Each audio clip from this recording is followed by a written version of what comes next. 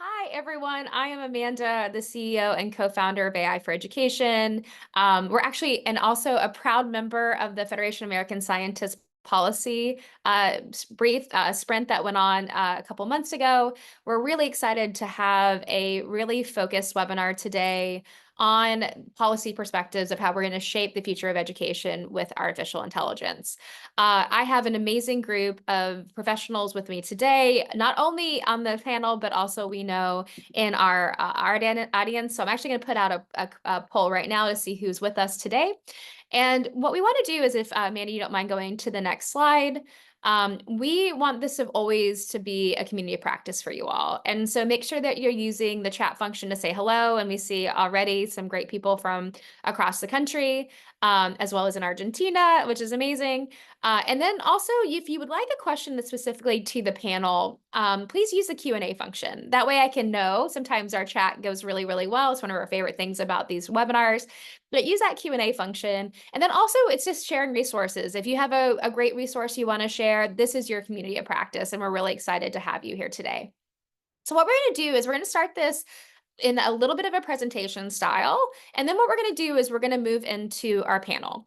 And so Corinna here has been such a wonderful partner in this work.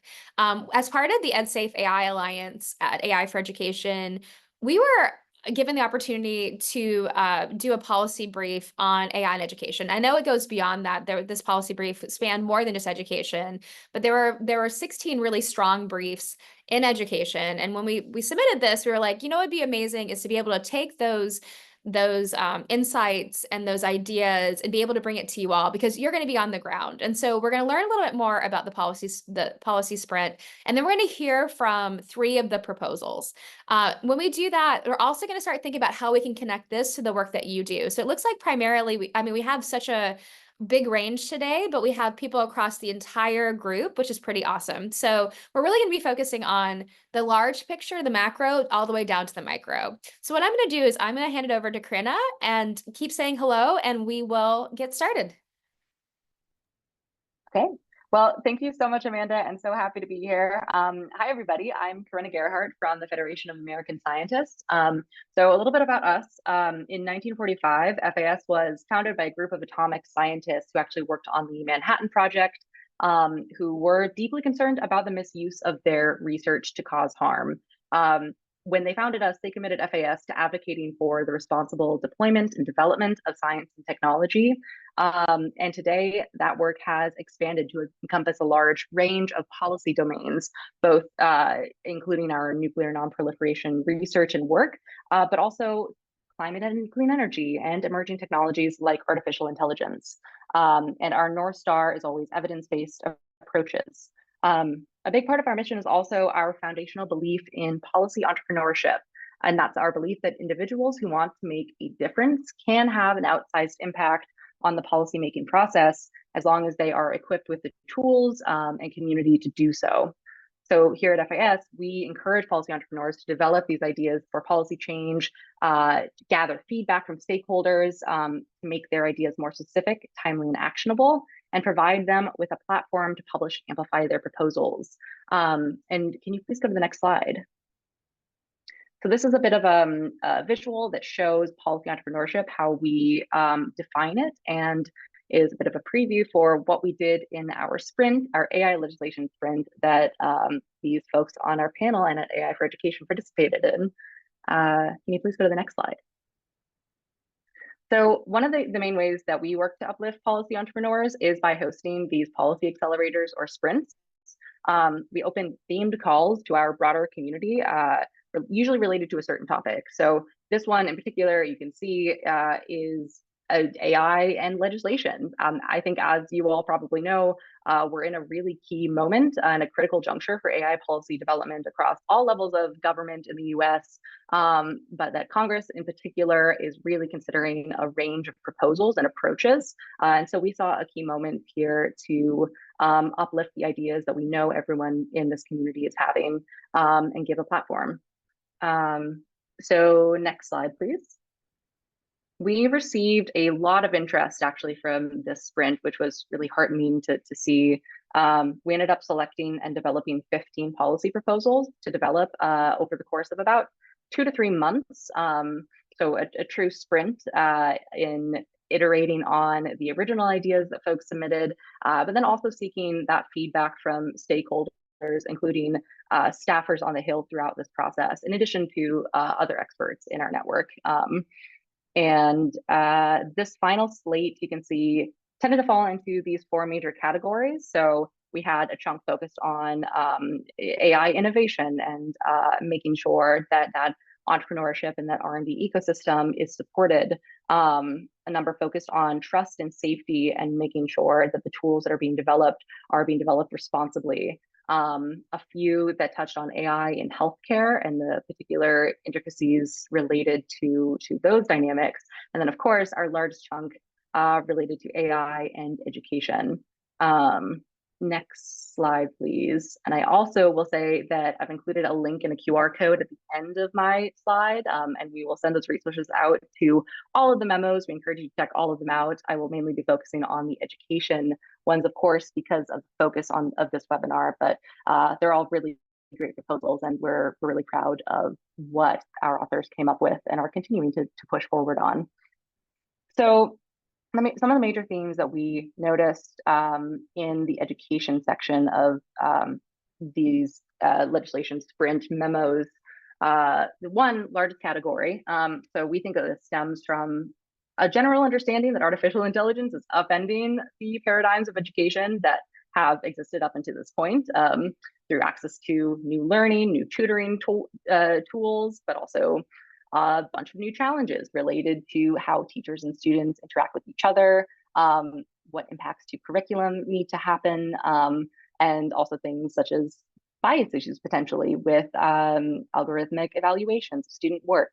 So as everybody here knows, lots of things to think about, but we noted a few major areas where some of our participants, including our participants here today, really sought to address through policy proposals.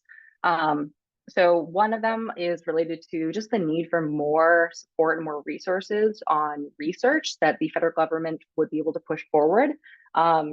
There is a lot that we don't know about how AI affects educational context right now because it is developing so quickly. It's something that I struggle to remember sometimes is that ChatGPT launched less than 2 years ago. So very rapidly evolving situation.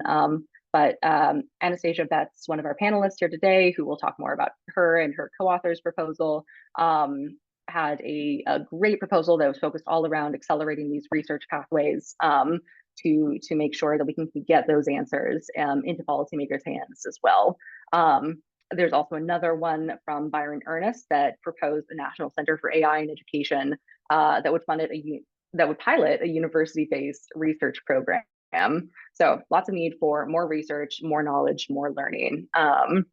We also know that school districts and teachers are often flying blind in the face of this evolving AI landscape. And so related to the need for research, there's also a need for guidance for schools and for teachers in navigating this AI landscape.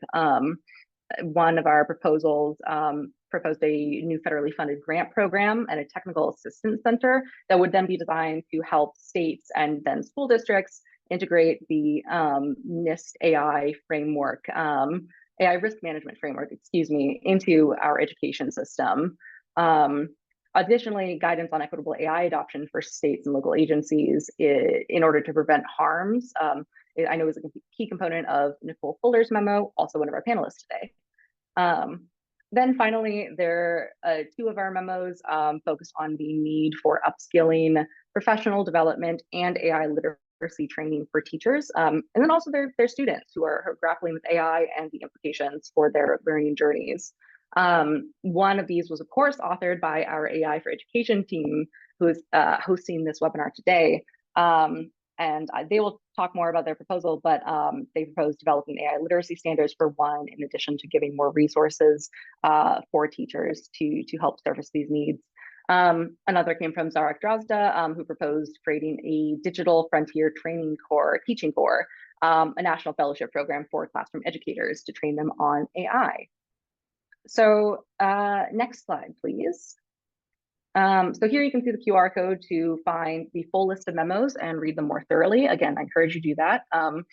But in general, we closed off our sprint by hosting a couple of briefings with Hill staffers and interested Hill offices to promote these ideas. And afterwards, we also helped facilitate some one-on-one connections between interested staffers and authors themselves, some of which I know are still continuing, and our authors are being tapped as expert contributors in a variety of ways.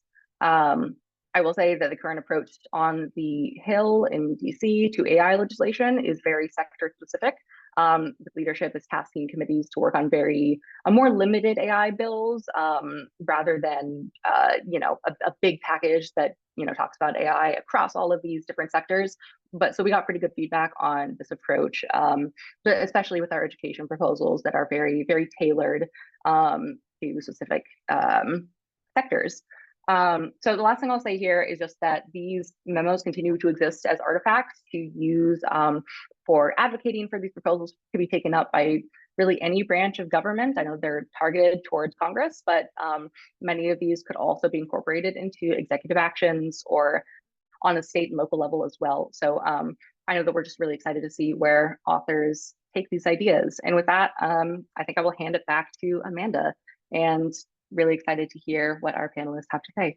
Absolutely, Karina. And I think that, when we first talked about this way back it feels like a million years ago, it was really interesting to think about how these opportunities to actually be part of the policy conversation with organizations doing research on the ground, and the work that like we are doing directly with the stakeholders has been really interesting. So what I'm gonna do is I'm gonna call up our panel, and actually, can we come off the share just for a second, Mandy? And I want everyone to see everyone first. And we have this amazing panel, and we're representing a wide gamut of the presentations and proposals that were done. And so I think that we come from three different lenses based on our own work. As you probably were not surprised, our work was focused on AI literacy for teachers. And so what we'll see is the same thing that will reflect the missions of the organizations that Nicole and Anastasia are leading and part of. So I'm really excited to have you all here today.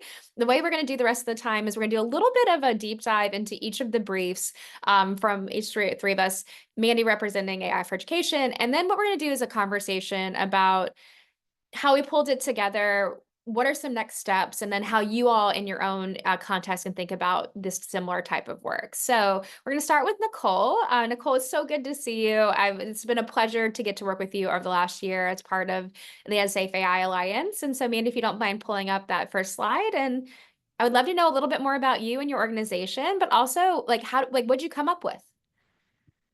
Yeah, thanks, Amanda. Hi, everyone.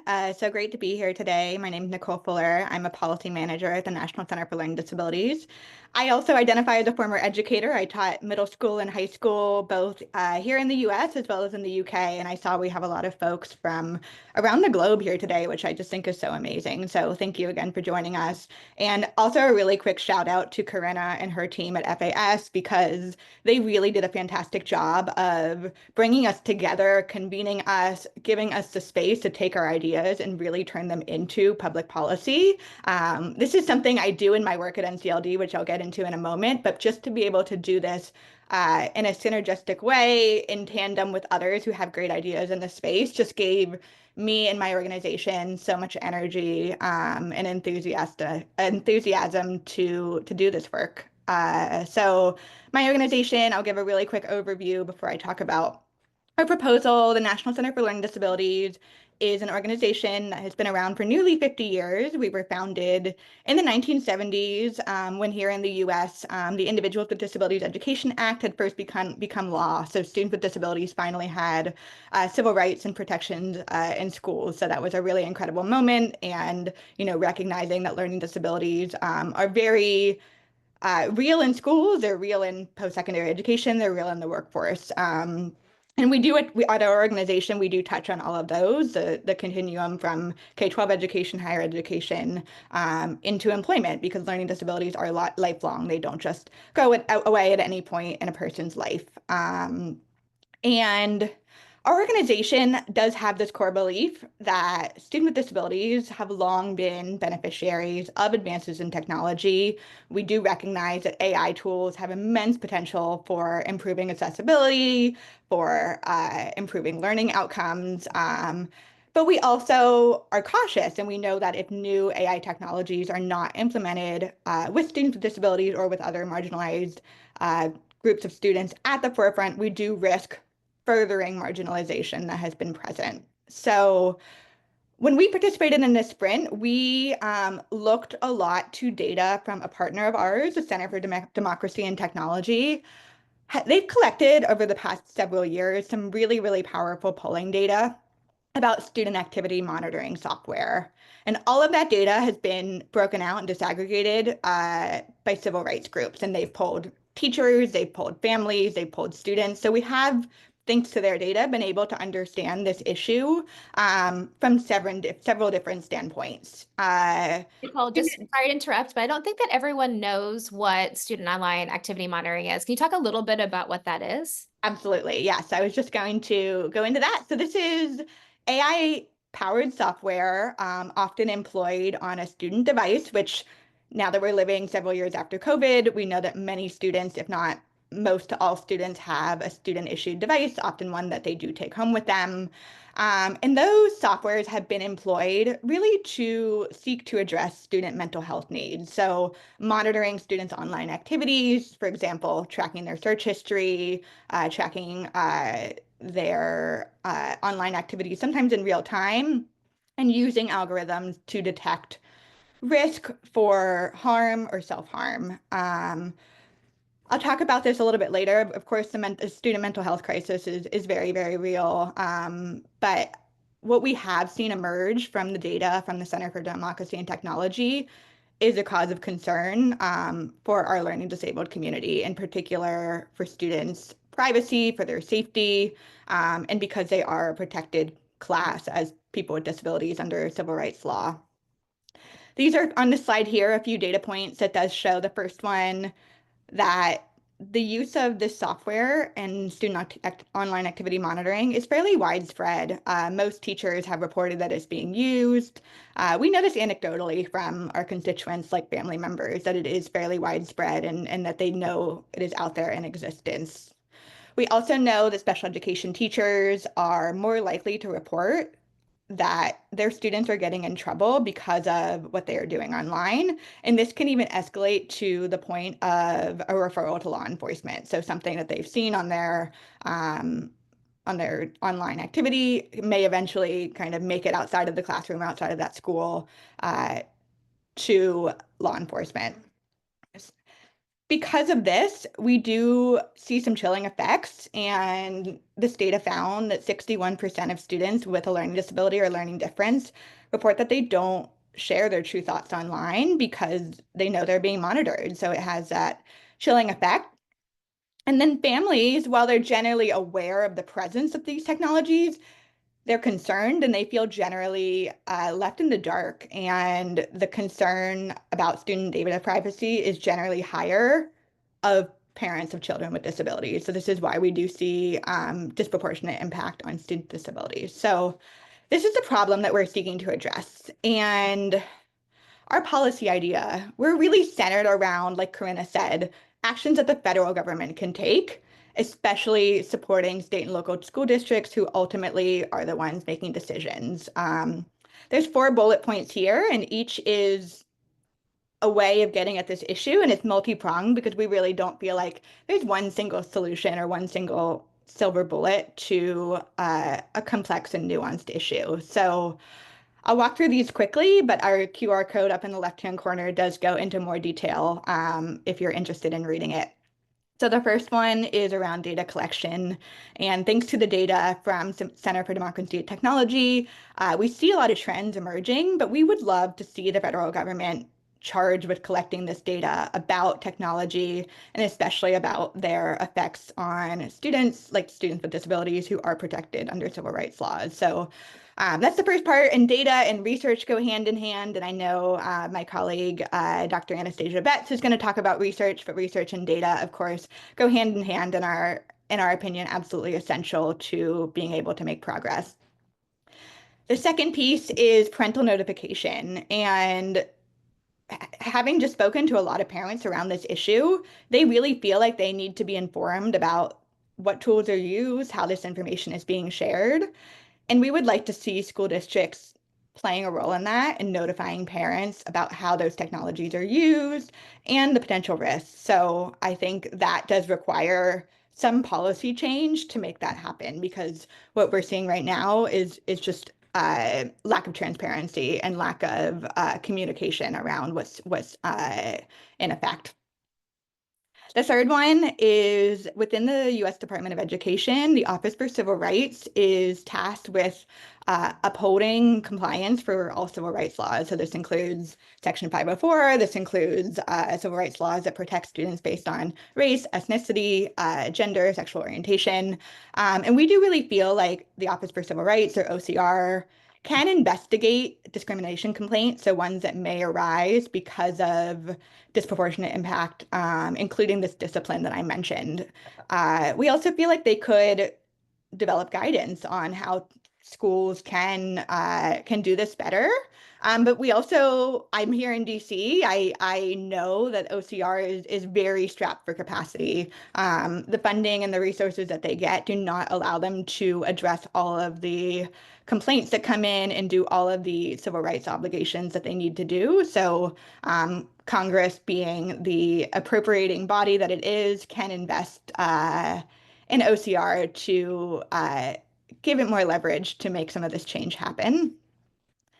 And then the last one is we do realize that a lot of decision making is happening on the state and local level, and the federal government is not going to play a particular role in telling a specific school or district you should or should not use this particular technology, because those decisions are more localized. But we do feel like with technical assistance, maybe a technical assistance center that is federally funded, state and localities could get support so that they can focus on how can we adopt safe and equitable technology that includes both policies, that includes procurement, and I think that would definitely need to include a specific focus on students with disabilities.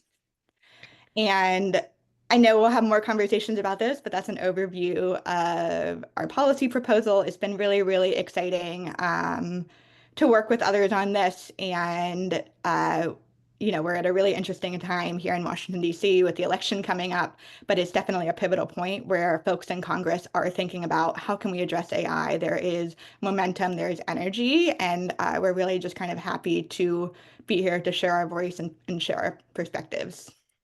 Thanks, Nicole. And I think that what's really fascinating about your approach is that AI surveillance and monitoring has been around for, almost 7 or 8 years.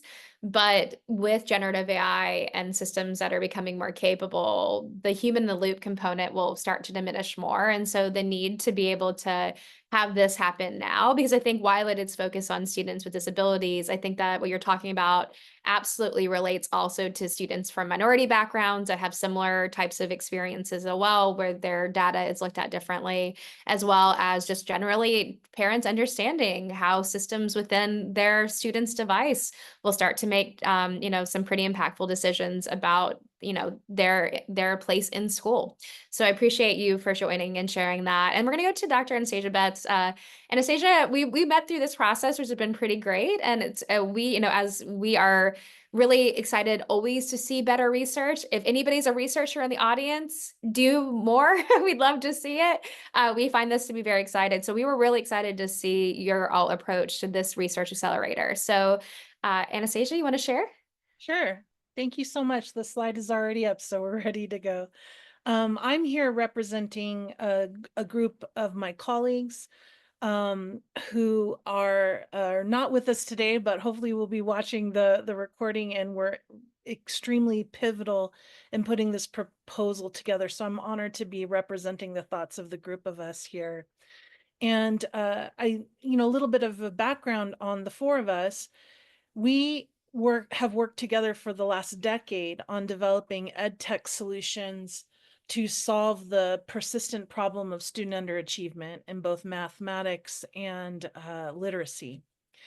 And in our experience in developing ed tech solutions, digital solutions, we've learned just how difficult it is to get your solution or your product vetted, to do the research that you need to do to prove the efficacy of your product, to prove that it gets the outcomes and the impact at scale.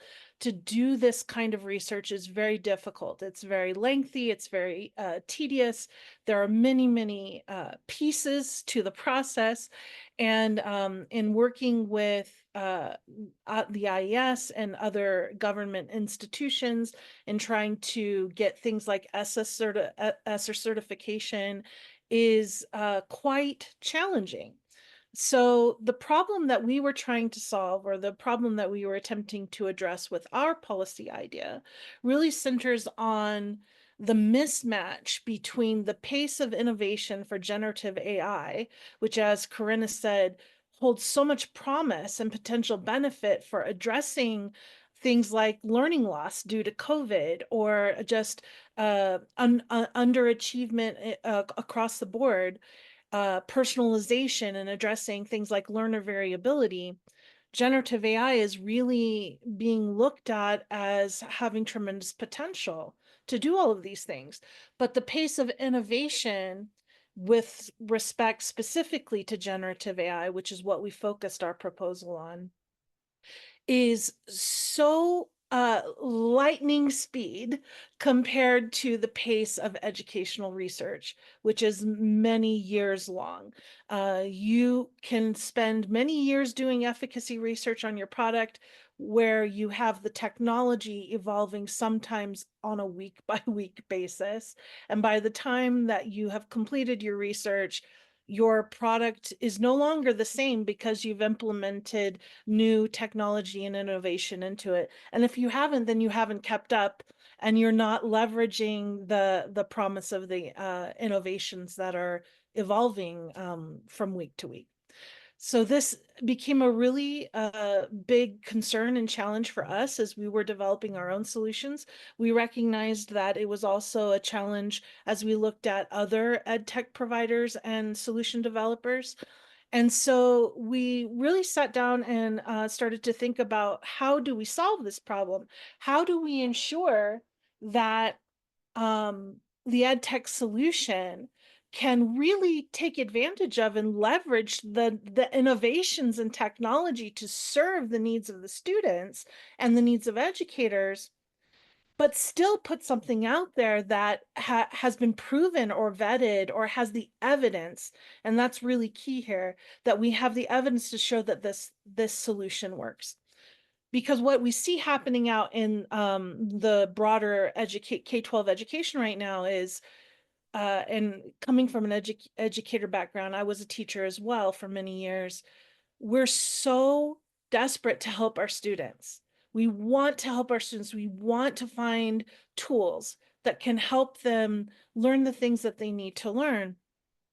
And I look back on my days as an educator as well, where I was an early adopter of everything. Hey, does will that thing help my students? I'm going to try that thing. And we have so many wonderful early adopters type teachers that are adopting generative AI tools now, but there's no evidence to back up the tools that are being deployed in classrooms to validate or prove that they work.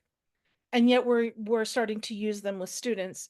On the other end of the spectrum, because there isn't a lot of evidence and there are a lot of fears around using generative AI in the classroom with students, there are just as many folks that are becoming more and more resistant to deploying new technologies in their classrooms. So across this spectrum, we have a problem of the mismatch between the pace of innovation and what we can prove works with kids and gets the impact at scale. So our policy idea really focused on developing a generative AI and education research accelerator.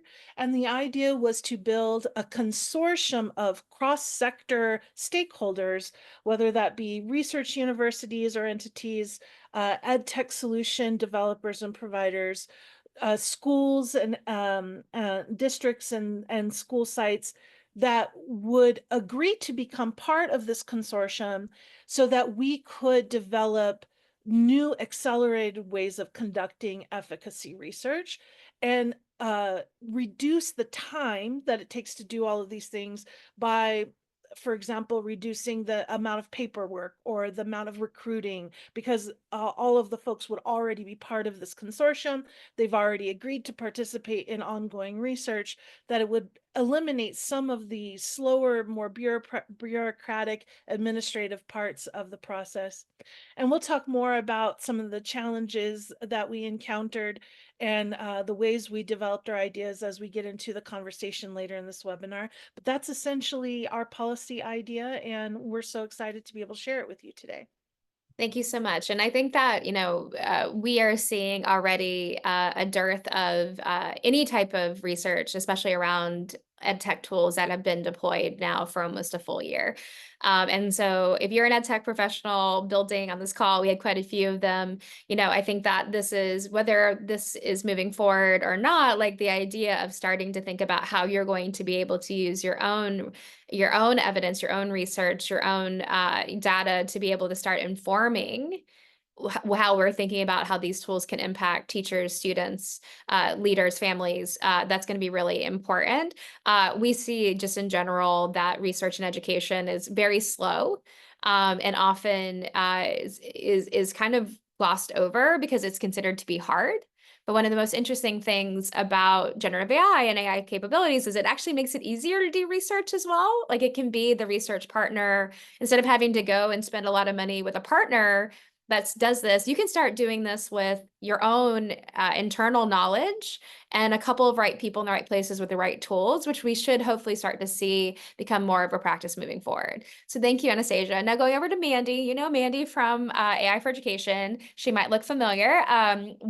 She held the pen on this pretty significantly. And I'll just point out, we did go back and forth like so many times of like, should it be super, super pie in the sky or should it be super practical? And probably unsurprisingly, it's pretty practical. So Mandy, you want to talk a little bit about what we did? Yes. Hi. So you are here with us. So hopefully you're familiar with AI for Education as an organization, but just as a quick overview, we are committed to building AI literacy for all teachers, students, school leaders, any educational stakeholder. So that was our guiding light as we were developing this policy. And like Amanda was saying, it is such a huge issue. There are so many moving pieces and so much that we want to get done. It was kind of hard to narrow it down and make it as tactical and practical as we want it to be, especially in a way that would be realistic in terms of a policy brief. But the problem that we ended up really focusing on, that was kind of what we used to help filter down what do we really want to say, is by focusing in on the problem, is something we're already aware of that AI has kind of exacerbated, which is that the pace of technological change in society has increased at a faster rate than the pace at which our schools are able to adapt. Schools are like any large bureaucratic organization. They are sometimes slow to adapt to things, whereas the workforce and even society just as a whole can move at a rapid pace. And we cite research in our policy brief about the changing nature of the workforce, wherein a lot of job loss and job transformation is going to be connected to AI implementation in the workforce. And notably, we found McKinsey studies that women and people of color are statistically more likely to be impacted by AI job loss. A lot of it is going to center on customer service and sales and office support, production work, things in which women and people of color represent a larger percentage of that task force. And so we want to make sure, as we are preparing students to matriculate into that workforce and also just to be engaged citizens in a digital society as well, right? It's not just about making workers, it's about creating people who can be engaged and fulfilled in every level in the modern world. We need to make sure that they have a certain level of AI literacy so that they can step into those roles with minimal risk to themselves. But anything that we want to instill in our students has to start from our teachers. So we kept like going back. And it always ends up with the teachers. And we cite research again in our study that many teachers feel unprepared to use generative AI tools. It is an arrival technology that has kind of bubbled up from the ground up, where students are bringing it into the school. It's kind of happened like smartphones or the internet. We kind of have to deal with it whether we want to or not. And among all of the other concerns that teachers have, there just wasn't a lot of like formal professional development, things being offered to teachers in a systematic way. We know that a lot of states have been developing guidance. I think we're up to 23 now. Is that right, Amanda? Where we have states with guidance, but then that leaves more than half of our US states, including Arkansas, the state that I live in, that do not have guidance. And so a lot of schools are taking kind of a wait and see approach. I know my local school district that I interact with occasionally has taken that approach, and it's leading to some problems because, as I mentioned, this technology is here. Students are using it whether you're prepared for it or not. And so we really saw this need to prepare students or teachers to build their own AI literacy so that they could talk about it when issues inevitably arise with students, and also just make informed decisions about how they want to incorporate it into their professional practice. We also don't want to risk widening that digital divide with uneven implementation. I actually came across a study, which we did not cite in our policy brief because we were writing in the spring. This came out a little later, but it was from RAND, and it said that school districts that serve majority white students, 65% of those in the survey plan to implement AI literacy training for their teachers, whereas only 39% of schools that served majority students of color were planning to do that. And so that, in combination with the McKinsey statistic about people of color's jobs loss being higher impacted by AI, is concerning. And so we don't want to see this situation where the rich get richer and the poor get poorer in terms of digital knowledge. We want to make sure that everyone has access to quality AI literacy training. And what happens is, in the current, there are some current proposals right now that are great starts. Most recently, the LIFT AI Act last month is moving forward in the House. We have the NSF AI Education Act, the AI Literacy Act, and they're wonderful. They acknowledge the importance of AI literacy, but oftentimes the funds that are attached to them for learning are merit-based, competition-based. You have to seek them out, apply for them. Oftentimes they're targeted at folks who are going to school to get a degree to enter the field as a specialist, whereas we are more concerned with like on the ground, rank and file teachers who are currently in the trenches and need resources on how to deal with generative AI in the classroom.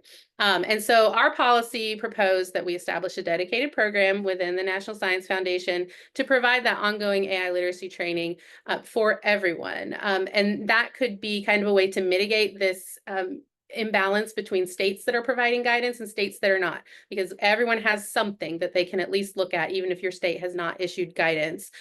We would like to include as part of that the development of AI literacy standards, like a clear definition of what AI literacy is, what behaviors we would see in terms of teachers and students who are exhibiting AI literacy. We'd like to see an accompanying resource hub that teachers could access for free, that they could implement in their schools, as well as grants for teacher training.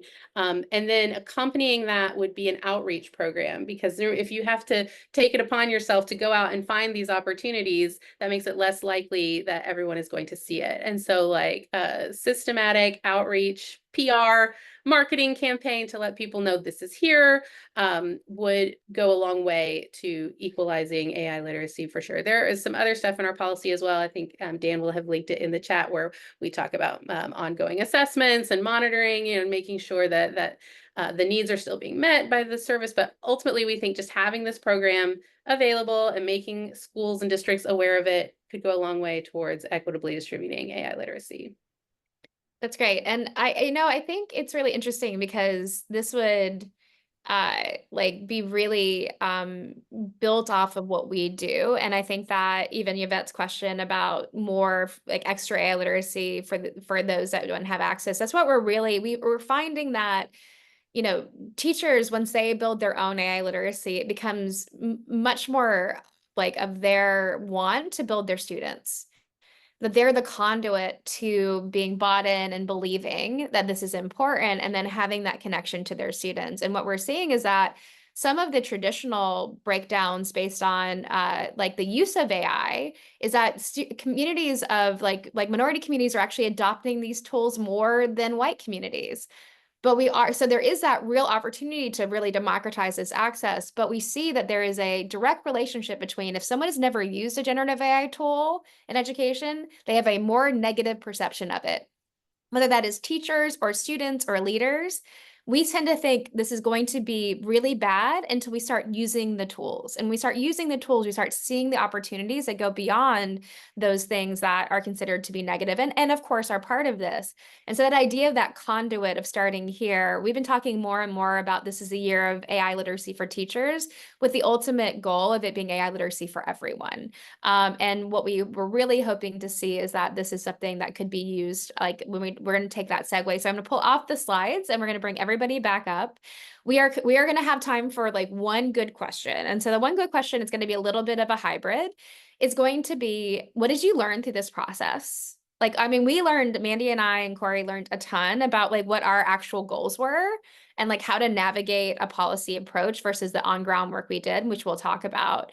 But then I'd also like, with that learning, how can you connect it to the ed tech and nonprofit and K-12 leaders and teachers and higher ed teachers here of what they can be doing right now in their own context? And I know, Nicole, you're going to have I could already see it in my head, what could be done right now. But I'd love to do that. And we'll go around and have that be kind of our wrap, because I love how much we went into the proposals and hope you all found that useful. But now let's connect it to your practice too. So Nicole, if you want to go ahead first.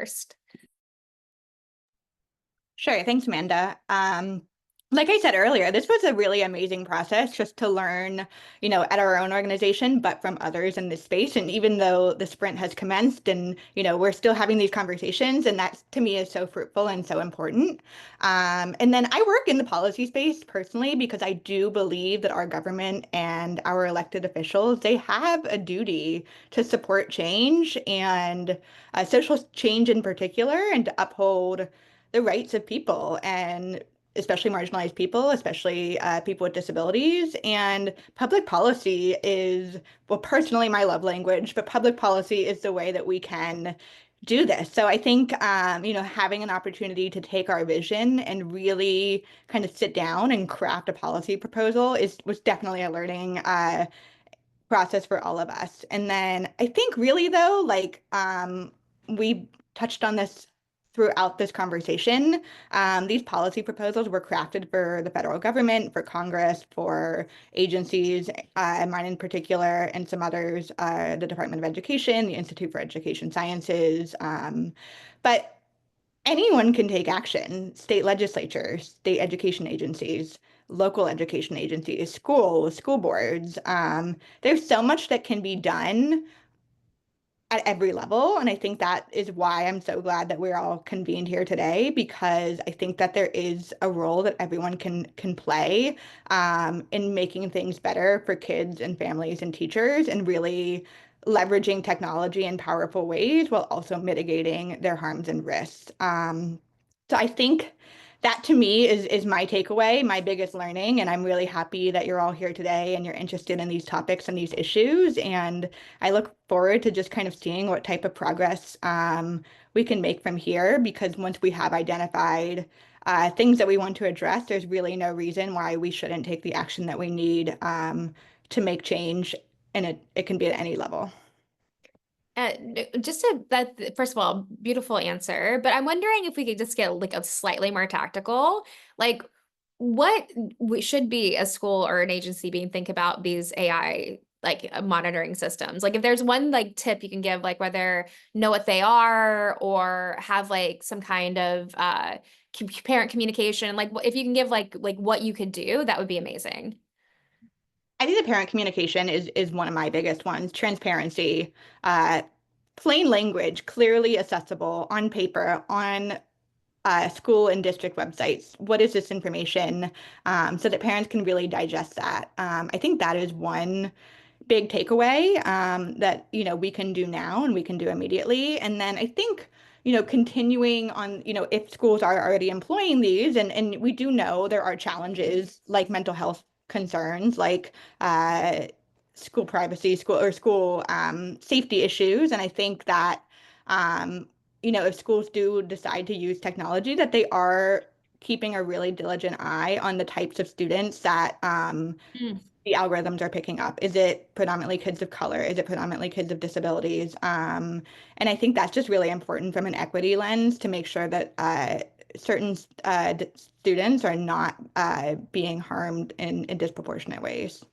Yeah, and I think that's it. That's why I just really think that, while NTLD is very focused on students with disabilities, like this is such a bigger issue. Like, and to be aware, first of all, informed consent, everyone, if you are going to bring in AI powered systems that are going to be making decisions about student safety or student like or even their place within the school, you have to be like informing your like not just the parents but also students, and this is a great opportunity to use generative AI to help you do that better through better communication, through contextualization and linguistic support. But I think the second thing is, if you're going to be implementing these tools, you need to have a process to review what they are in a pilot before you go all in.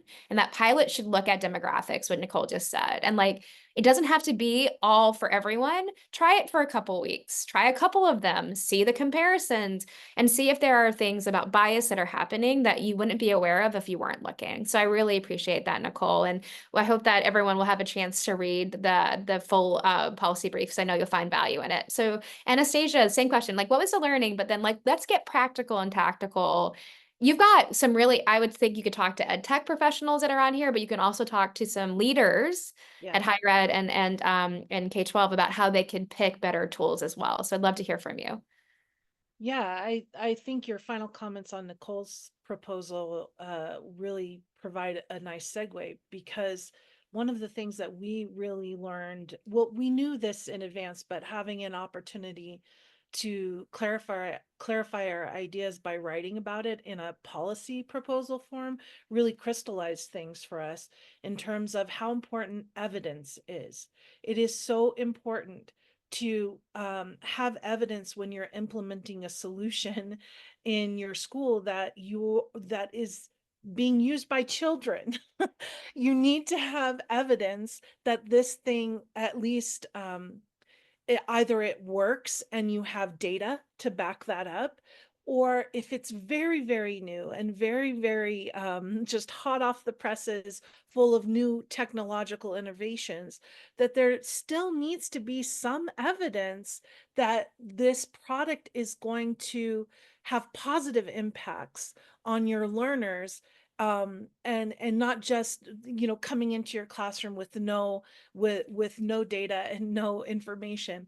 And I think a lot of times we've seen this a lot as we looked at ed tech solutions across the board, that they are not coming with evidence or data about their impact, or it's not substantiated evidence, or it's not evidence you can have confidence in. It's very easy to be able to say, well, it works this way, that way, or the other way, but not provide the contextual data about how it worked, when it worked, why it worked, who it worked with or who it didn't work with, which sometimes is obfuscated in the materials that are presented to schools when they're having to choose whether or not to use a program.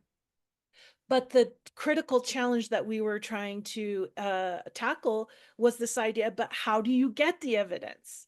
How do you, as you have a great idea, and I know there are ed tech people on the call, you have a great idea, you're building a prototype, how do you get that evidence? And for us, we really looked at models of this in the FDA and the health sector about how do they bring new promising drugs to the market. We know, like, if you're going to try and cure cancer, you don't want to wait 10 years to have a medicine that you can try. How do we get and the risks are high. So how do we safely bring these things to market? We saw a parallel in what they were doing with what we wanted to do. And we really used the FDA's programs as a model for what we recommended in our proposal. So back to what you can do. my advice for the folks on this call is, especially the school leaders and the early adopters, is demand better evidence from your solution providers, number one. And the second thing is volunteer for research. One of the biggest challenges is getting schools and districts to sign up, to partner with solution developers, to test things, to try things out. It's just like what Amanda said a minute ago about try it out for a little while, try it out, see, don't adopt it, but try it out, get some evidence, see what it did. For schools and districts and local education agencies to volunteer to be part of this is really critical to be able to develop solutions that actually get impact at scale. That's great. I mean, you're speaking our language. And in fact, Dan, if you don't mind putting the 6 questions for EdTech providers, we demand better, demand some evidence. Like, it is moving so quickly. I was speaking to someone from Microsoft and they're like, you have to think that these tools are only 9 months old. Like, then that tells us we should not be fully implementing them, especially those that are student facing, until there is better evidence. And so I think that this is like so important. If you are an ed tech provider and you're not thinking about the ways in which you're going to start to support real deep knowledge, if you have a lesson planning tool, okay, does it save time? But does it actually improve instruction? Does it improve engagement? Is it improve teacher burnout? Like, what is it doing? Is it just replacing the teachers pay teachers? Or is it creating better opportunities for high quality instruction? If you're using it with students, is it something that's actually motivating them? Or is it demotivating them? Or is it something that is highlighting what's working or not working already in the ways in which we work together? And I think that this is like, it's frustrating for us on the other side because people, I think, look at us and say, can you not recommend a whole bunch of tools? And we've stuck to being tech agnostic, but also like non-ed tech tools yet, because we just have not seen the technology reach a level of its own efficacy on its own, and then seeing it applied in ways that have really made a difference. And we're really open to it. So like everyone, I just want to say we are so open to this being a part of how we work. But until there is better evidence that these actually do support teaching and learning, I think we have to take a cautious approach. And you do not, if you're in ed tech, if you are in a leader position, I know you're being absolutely pressed to buy these tools from teachers, from parents, from students, from outside. Like, it's okay to take a step and say, hey, we're going to actually do a little bit of like a competition. We're going to try a couple of things and see which one works better. And then we're going to roll it out in a meaningful way. And we're going to build our own evidence base. So I think that that's just going to be really, really important. So that's why we get very passionate about this. So just really appreciate the work that you all did. And, you guys have an amazing team. So Mandy, it was very funny. I have to say again, we went in circles, everybody. Did we fully rewrite this like a week before? Like not fully, but like we changed. More than once. We made some major revisions. Don't judge us. We do have a slight perfectionist bent here at AI for Education. But it was really interesting to think of like, how are we, how do we've never done this, right? We are practitioners, we're builders. And so I know it was a bit of a challenge to even figure out like what the level of what we want to do is. So you can talk a little bit about that and then like that really practical end. Well, and I'll shout out Corinna and the FAS team as well for being amazing resources and structuring the conversation in such a way as to walk us through this process as folks who are less familiar with policy. And one of the things they kept saying to us was like, take a step back, take a step back, take a step back. What is the like simplest manifestation of this? Because we're big ideas people, we could talk philosophy all day. But in terms of just making like policy, having this laser focus on practicality and like line item budgeting. And like, so that was really helpful for us in terms of crystallizing our vision. And so I think harking back to Nicole's comment on things that we are trying to get enacted at a federal level that you could bring down to the micro level, to the state and to even the local district or even the school level, is doing that same process of stepping back and stepping back and stepping back. And it's easy to think, okay, this is all happening so fast, we need to do everything all at once. And it is always going to be helpful to like stop. I think I've heard the saying, go fast, but don't hurry. And so being very mindful and conscious about like talking to your stakeholders, getting a sense of what people need and what they want, what they're already doing, and then using that to inform the development of policies for your district. I wouldn't wait for federal policy. One of the things I learned at this is that is an extremely long timeline, over a year likely, for something to go from a proposal to being enacted, passing the House, the Senate, and being worked into a budget. And AI, of course, is moving at a much faster pace than that. So I would definitely look at ways you can implement this at a smaller scale on your level. Again, always with that looking back and stepping back and what is the simplest thing we can do first right now that centers our people, that is going to move us in the right direction. Absolutely. And I just want to bring Corinna back on. First of all, thank you to our panelists and Corinna and the whole team at FAS. I think that what you've heard is a couple of things. Number one is there are so many important angles to take when I think about AI and its impact on education. You will see that like we are three organizations that have the same hopes, right, of an AI future in which we're doing better things by our kids, where education has gotten better, but took three very different approaches. And if you look at the other approaches, you'll see that there is so much richness to this discussion. But I think that the most important thing that we can do is take this idea of you can be involved. So Nicole, Anastasia, and Mandy said, like, you can do this. Like, if you're whatever part of the world you're in, like, you can be a part of this because no one has it nailed. And voices like ours that didn't exist a year and a half ago can be this big because of this moment in time. So we just really hope this has been galvanizing for you all to see these approaches, but also think about how to bring this back to your context. So I just want to say thank you to everyone. Everyone, we're so amazing to have you as part of our bigger family now.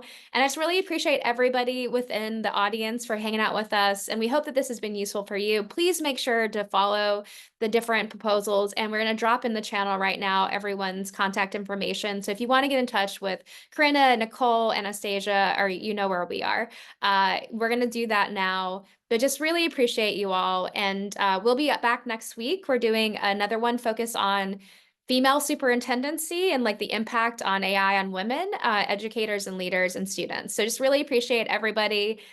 Have a great day, morning, evening, wherever you are. And we look forward to the next one. Thanks, everybody.